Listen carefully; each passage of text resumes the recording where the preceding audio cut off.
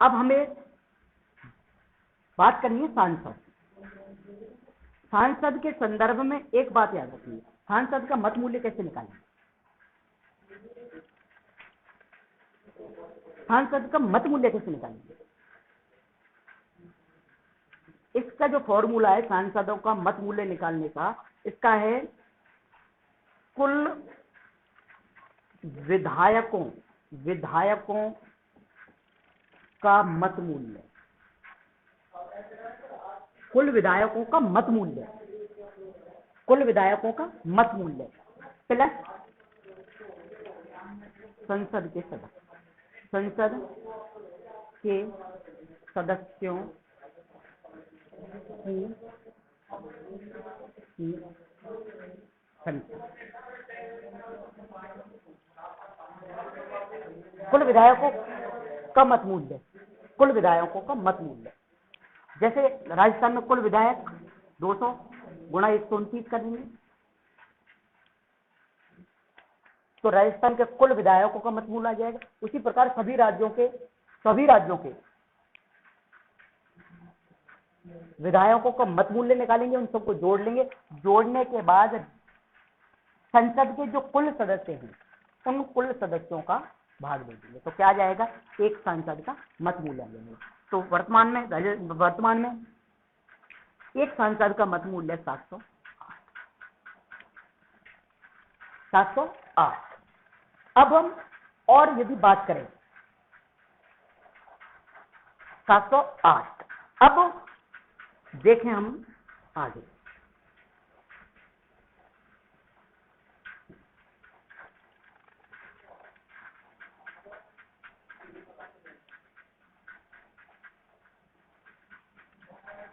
निर्वाचन के समय, राष्ट्रपति के निर्वाचन के समय कुछ इससे विवाद हो जाए, निर्वाचन में राष्ट्रपति के निर्वाचन में विवाद हो जाए तो विवाद का निपटारा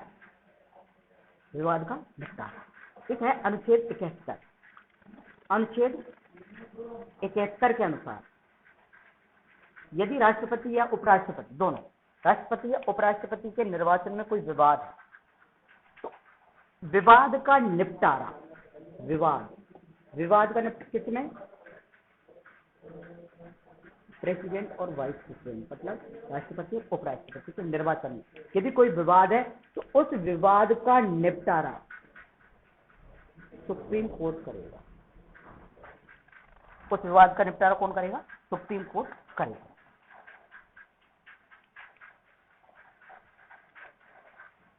इस विवाद को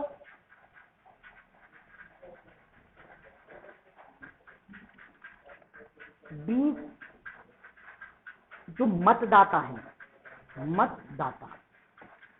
20 मतदाता सुप्रीम कोर्ट जा सकते हैं। विवाद से संबंधित 20 मतदाता, कम से कम 20 मतदाता चाहिए। अगर किसी चुनाव में, राष्ट्रपति के चुनाव में कोई विवाद है, राष्ट्रपति के चुनाव में कोई संदेह है तो उस संदेह का निपटारा करने के लिए मतदाताओं में यदि संदेह है तो उस संदेह का निपटारा करने के लिए कम से कम 20 मतदाता चाहिए।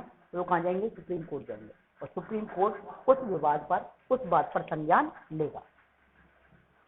या कोई उम्मीदवार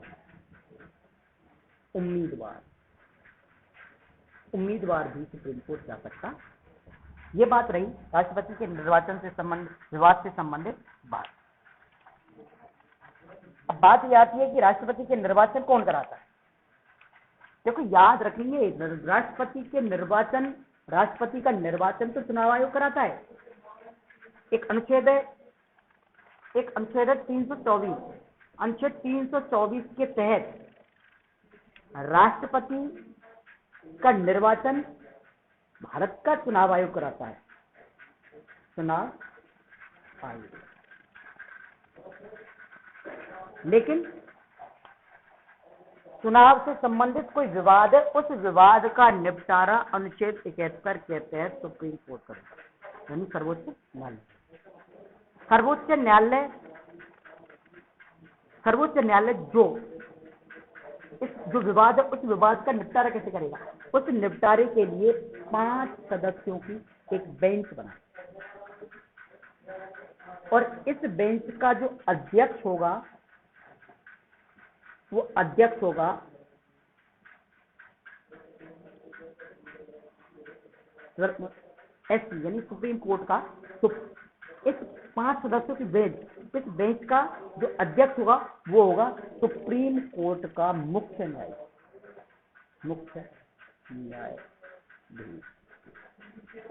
यदि मुख्य न्यायाधीश नहीं, मुख्य न्यायाधीश नहीं है तो फिर वरिष्ठ न्यायाधीश।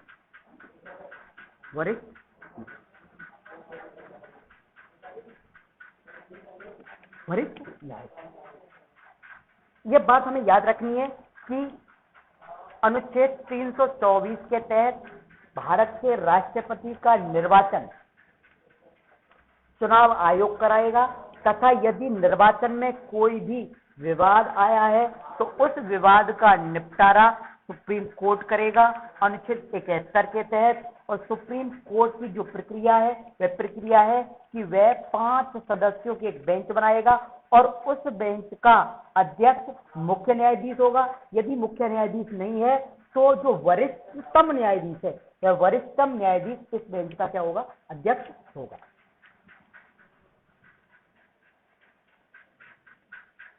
आगे हम देखें,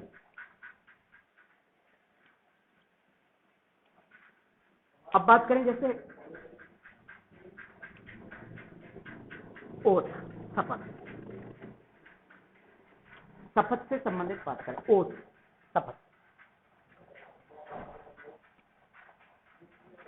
बात ये याद रखेंगे। हाँ, लास्ट में हमने बात की अनुच्छेद 60 में शपथ का प्रावधान उल्लेख कर दिया गया है। शपथ के प्रारूप का उल्लेख है कहाँ, अनुच्छेद 60 में। अनुच्छेद 60 में बताया गया है कि राष्ट्रपति को, भारत के राष्ट्रपति को मुख्य न्यायाधीश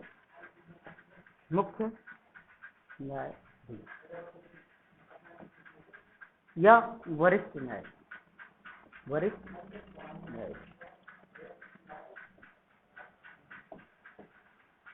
मुख्य न्यायाधीश या वरिष्ठ न्यायाधीश भारत के राष्ट्रपति को दिलाएगा, शपथ दिलाएगा। आगे यदि और हम बात करें तो शपथ के संबंध में कि राष्ट्रपति शपथ कैसे लेता है, तो राष्ट्रपति शपथ लेता है, एक तो शपथ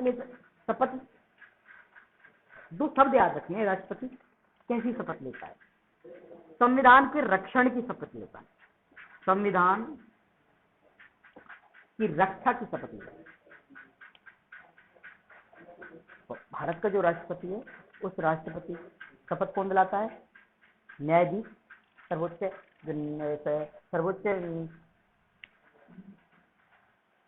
सुप्रीम कोर्ट है, सर्वोच्च न्यायालय का जो मुख्य न्यायाधीश है या वरिष्ठ न्यायाधीश भारत के राष्ट्रपति को शपथ दिलाएगा।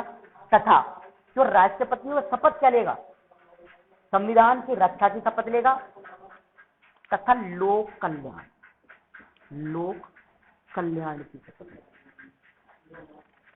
ये दो शब्द याद रखिए कि भारत का जो राष्ट्रपति है तो संविधान की रक्षा की शपथ लेता है और लोक कल्याण की शपथ लेता है। अब कुछ राष्ट्रपति के लिए विशेष अधिकार दिए गए हैं, उन विशेष अधिकारों पर यदि हम बात करें, तो राष्ट्रपति के लिए विशेष अधिकारों के लिए एक अनुच्छेद है, उस अनुच्छेद हमें याद रखना है, अनुच्छेद 361 राष्ट्रपति तथा राज्यपाल, राष्ट्रपति तथा राज्यपाल के लिए विशेषाधिकार देता है,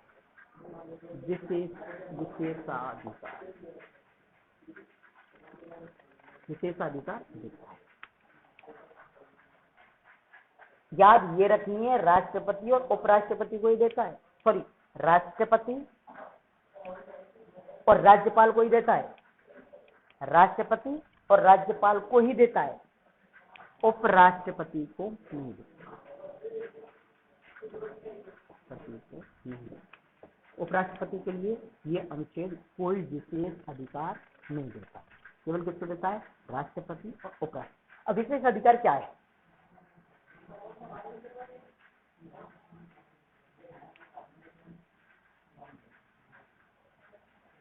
पहला, पद पे रहते हुए, पद पे रहते हुए कोई भी कोर्ट,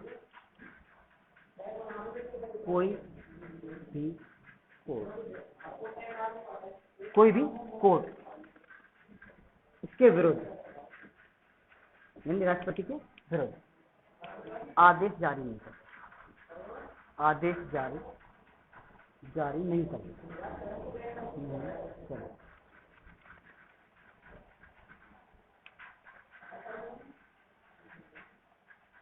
दूसरी बात है दीवानी या फौजदारी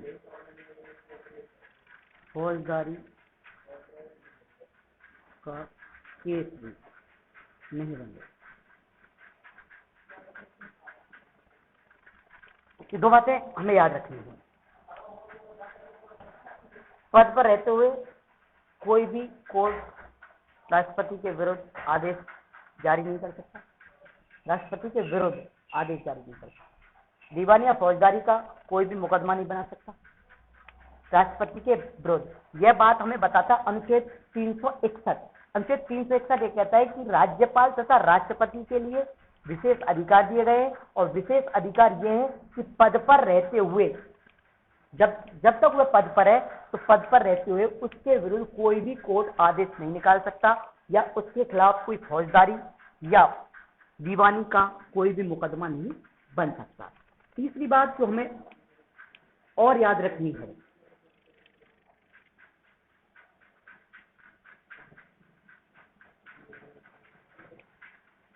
तीसरी बात तो याद रखनी है। पहली बात तो हमने याद ये रखी कि कोई भी कोर्ट राष्ट्रपति के विरुद्ध आदेश नहीं निकाल सकता। दूसरी बात यह रखी है दीवानी या फौजदारी है इसके केस नहीं बन सकते। तीसरी बात जो है वो हमें ये याद रखनी है कि 2 माह पूर्व यदि कोई दीवानी का केस बनना है इसके ऊपर, राष्ट्रपति के ऊपर दीवानी केस बनना है राष्ट्रपति के ऊपर, तो 2 माह पूर्व राष्ट्रपति को सूचित करना होगा। नंबर 1, सूचित करना।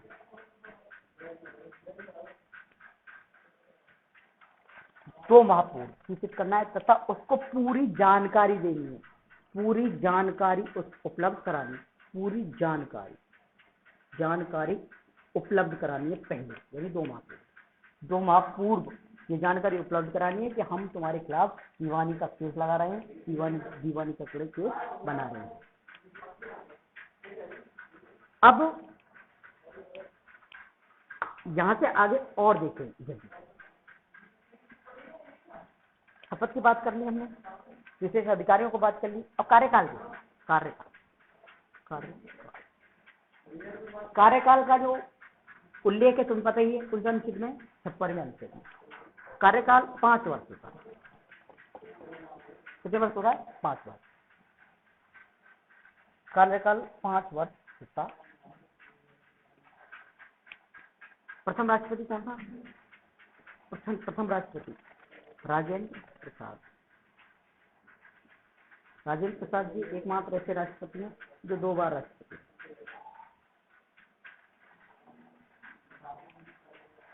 कार्यकाल की यदि हम बात करें, यदि समय से पूर्व राष्ट्रपति का पद रिक्त हो जाता है, समय से पूर्व राष्ट्रपति का पद रिक्त हो जाता है, समय से पूर्व यदि राष्ट्रपति का पद जैसे रिक्त हो गया, तो एक तो जो उपराष्ट्रपति है वह राष्ट्रपति का कार्य करेगा, राष्ट्रपति का कार्य।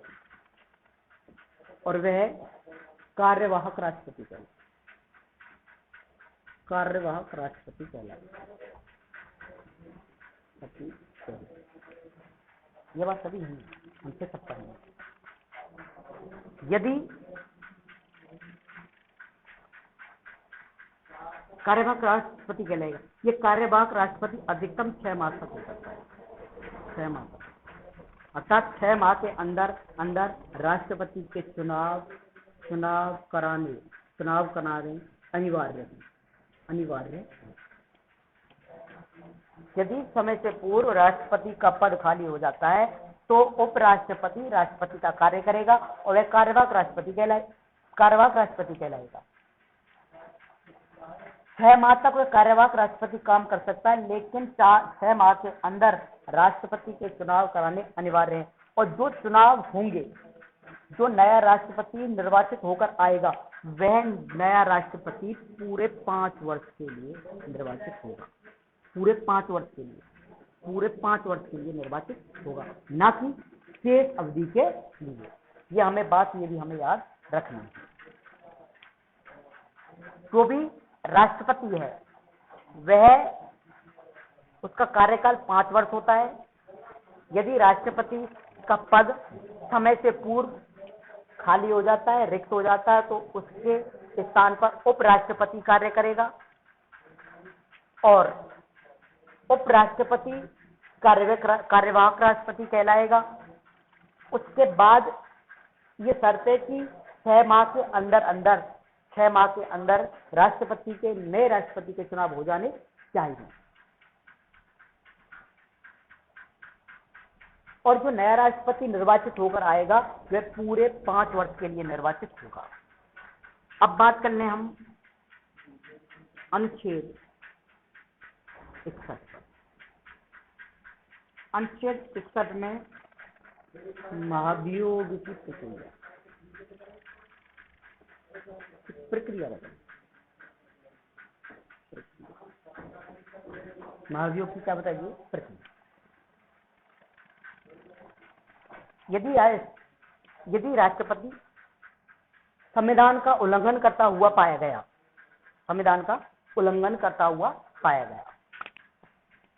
यदि राष्ट्रपति संविधान का उल्लंघन करता हुआ पाया गया तो अनुच्छेद 61 में महाभियोग की प्रक्रिया बताई गई है, जिस प्रक्रिया के तहत उसको क्या कर सकते हैं? हटाया जा सकता है। ध्यान ये रखेंगे कि महाभियोग की प्रक्रिया का उल्लेख तो 61 अनुच्छेद में है, लेकिन महाभियोग ये बात कि यदि राष्ट्रपति संविधान का उल्लंघन करता है तो उसे महाभियोग द्वारा हटाया जा सकता है। यह बात अनुच्छेद 56 में। यदि राष्ट्रपति संविधान का उल्लंघन करता हुआ पाया गया तो वह महाभियोग द्वारा हटाया जा सकता है। यह बात अनुच्छेद 56 में है और महाभियोग की जो प्रक्रिया है वह प्रक्रिया बताई गई अनुच्छेद 61। ये बात याद रखिए। 61 में केवल और केवल महाभियोग की प्रक्रिया है। 61 में केवल और केवल महाभियोग की प्रक्रिया कैसी है? महाभियोग संसद के किसी भी सदन में लाई जा सकती है। यानी लोकसभा में ला सकते हैं और राज्यसभा में भी ला सकते हैं। संसद में लाने से पूर्व, संसद में महाभियोग की प्रक्रिया लाने से पूर्व 14 दिन पूर्व सूचित करना होगा सदन को। 14 दिन पूर्व यह सूचित करना होगा सदन को कि हम राष्ट्रपति के विरुद्ध क्या ला रहे हैं? महाभियोग ला रहे हैं। और जिस भी सदन में ला रहे हैं, मान लिया राज्यसभा में ला रहे हैं, तो राज्यसभा के जो राज्यसभा है उस राज्यसभा के कुल सदस्यों का 1/4 भाग, 1/4, 1/4 भाग को अनुमोदन करना है। 1/4 भाग को अनुमोदन करना। उसके बाद महाभियोग की प्रक्रिया प्रारंभ होती है। अनुमोदन करने के बाद जो कुल सदस्य हैं, ध्यान रखिए, कुल सदस्य, ना कि उपस्थित सदस्य, ना कि मतदाता सदस्य, या एक कुल सदस्य। कुल सदस्य की जो कुल सदस्य हैं वो कुल सदस्यों के 2/3 बहुमत से पास होना चाहिए। 2/3 बहुमत से क्या होना चाहिए? पास होना चाहिए। उसके बाद दूसरे सदन में जाएगा। दूसरा जो सदन है, दूसरा सदन इसके जांचकर्ता के रूप में कार्य करेगा। दूसरा सदन इसके जांचकर्ता के रूप में कार्य करेगा और जांच यदि सही पाई गई तो वह भी 2/3 बहुमत से उस प्रस्ताव को, यानी महाभियोग प्रस्ताव को पास कर देगा।